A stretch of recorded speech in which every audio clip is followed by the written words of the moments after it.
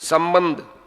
छठे श्लोक से 8वें तक अनन्य ध्यान का फल सहित वर्णन करके 9वें श्लोक से 11वें श्लोक तक एक प्रकार के साधन में असमर्थ होने पर दूसरा साधन बतलाते हुए अंत में सर्वकर्म फल त्याग रूप साधक का वर्णन किया गया। इससे ये शंका हो सकती है कि कर्म फल त्याग रूप साधन पूर्वोक्त अन्य साधनों की अपेक्षा निम्न श्रेणी का होगा। अतः ऐसी शंका को हटाने के लिए कर्म फल के त्याग का महत्व अगले श्लोक में बतलाया जाता है। श्रेयो हि ज्ञानाभ्यासाज्ञानाध्यानं विशेष्यते ध्यानात् कर्मफलत्यागात् शान्तिरनन्तरम्। मर्म को न जानकर किए हुए अभ्यास से ज्ञान श्रेष्ठ है। ज्ञान से मुझ परमेश्वर के स्वरूप का ध्यान श्रेष्ठ है और ध्यान से भी सब कर्मों के फल का त्याग श्रेष्ठ है, क्योंकि त्याग से तत्काल ही परम शांति होती है। प्रश्न। यह अभ्यास शब्द किसका वाचक है और ज्ञान शब्द किसका तथा अभ्यास की अपेक्षा ज्ञान को श्रेष्ठ बतलाने का क्या अभिप्राय है? उत्तर।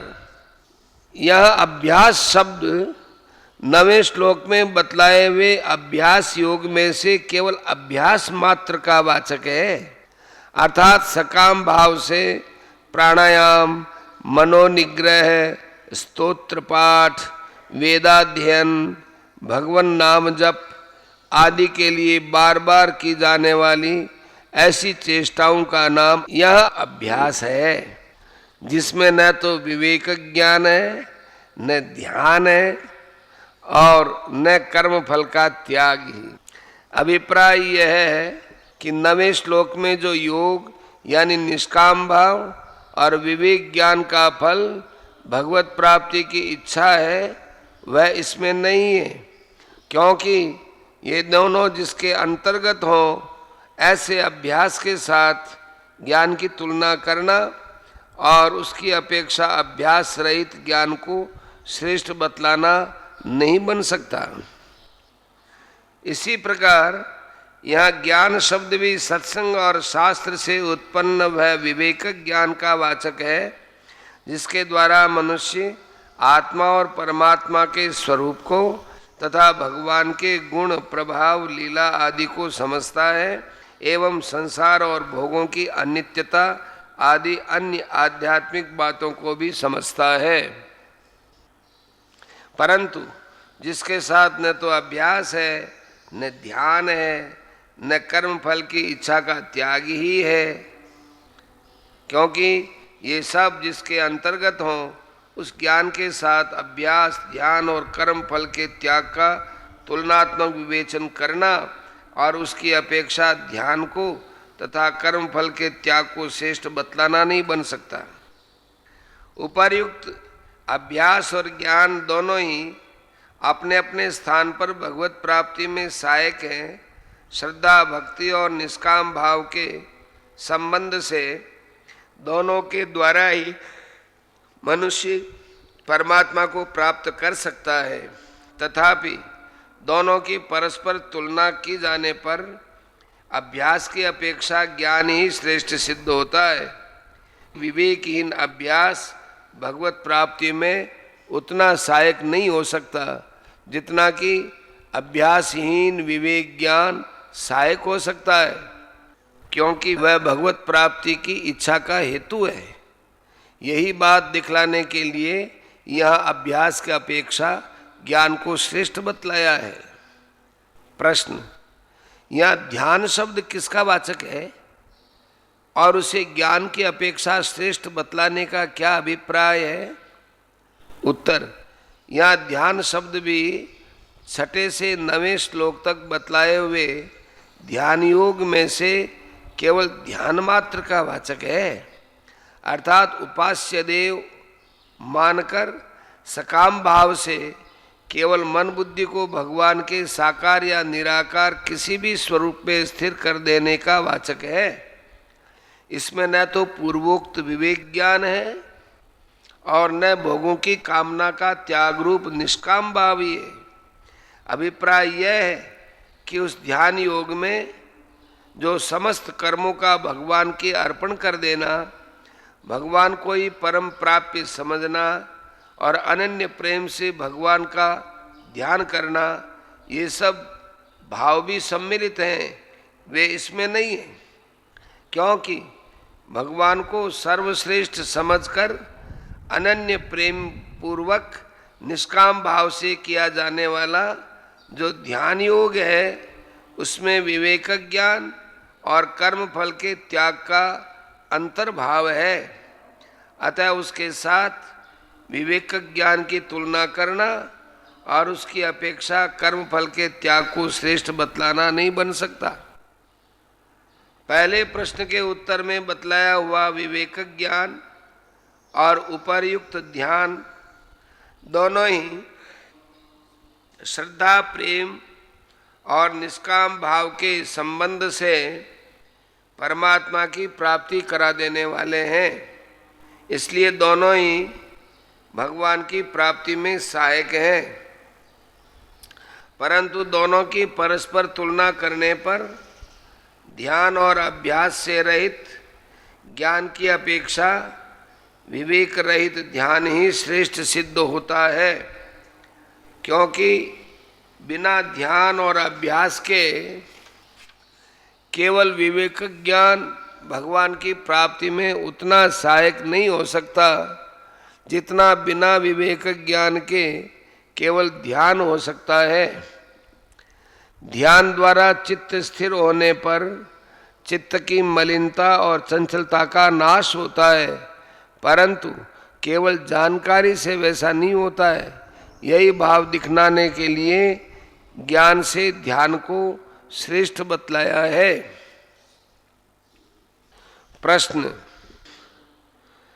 कर्म फल त्याग किसका वाचक है और उसे ध्यान से श्रेष्ठ बतलाने का क्या अभिप्राय है?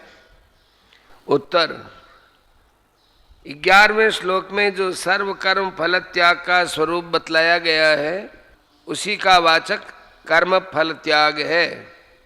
दूसरे प्रश्न के उत्तर में बतलाया हुआ ध्यान भी परमात्मा की प्राप्ति में सहायक है, परंतु जब तक मनुष्य की कामना और आसक्ति का नाश नहीं हो जाता, तब तक उसे परमात्मा की प्राप्ति सहज ही नहीं हो सकती। अतः फलासक्ति के त्याग से रहित ध्यान परमात्मा की प्राप्ति में उतना लाभप्रद नहीं हो सकता जितना कि बिना ध्यान के भी समस्त कर्मों में फल और आसक्ति का त्याग हो सकता है। प्रश्न, त्याग से तत्काल शांति मिल जाती है, इस कथन का क्या भाव है? उत्तर, इस कथन से भगवान ने ये भाव दिखलाया है कि कर्म फल रूप इस लोक और परलोक के समस्त भोगों में ममता, आसक्ति और कामना का सर्वथा त्याग होने से मनुष्य को तत्काल ही परमेश्वर की प्राप्ति हो जाती है। फिर विलंब का कोई भी कारण नहीं रह जाता, क्योंकि विषयासक्ति ही मनुष्य को बांधने वाली है। इसका नाश होने के बाद भगवान उससे छिपे नहीं रह सकते।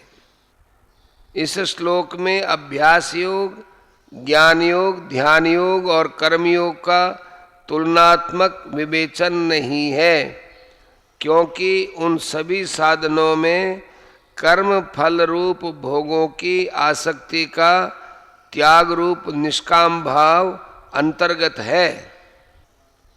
अतः उनका तुलनात्मक विवेचन नहीं हो सकता। यहाँ तो कर्म फल के त्याग का महत्व दिखलाने के लिए अभ्यास, ज्ञान और ध्यान रूप साधन, जो कि संसार के झंझटों से अलग रहकर किए जाते हैं और क्रिया की दृष्टि से एक की अपेक्षा दूसरा क्रम से सात्विक और निवृत्ति परक होने के नाते श्रेष्ठ भी है, उनकी अपेक्षा कर्म फल के त्याग को भाव की प्रधानता के कारण श्रेष्ठ बतलाया है। अभिप्राय यह है कि आध्यात्मिक उन्नति में क्रिया की अपेक्षा भाव का ही अधिक महत्व है। वर्ण आश्रम के अनुसार यज्ञ, दान, युद्ध, वाणिज्य, सेवा आदि तथा शरीर निर्वाह की क्रिया, प्राणायाम, स्तोत्र पाठ, वेद पाठ, नाम जप आदि अभ्यास की क्रिया, सत्संग और शास्त्रों के द्वारा आध्यात्मिक बातों को जानने के लिए ज्ञान विषय क्रिया और मन को स्थिर करने के लिए ध्यान विषय क्रिया, ये उत्तरोत्तर श्रेष्ठ होने पर भी उनमें से वही श्रेष्ठ है जिसके साथ कर्म फल का त्याग रूप वैराग्य है, क्योंकि संसार में वैराग्य और भगवान में अनन्य प्रेम से ही भगवान की प्राप्ति होती है, अन्यथा नहीं। अतः कर्म फल का त्याग ही श्रेष्ठ है, फिर चाहे वह किसी भी शास्त्र सम्मत क्रिया के साथ क्यों न रहे। वही क्रिया दिखने में साधारण होने पर भी सर्वश्रेष्ठ हो जाती है।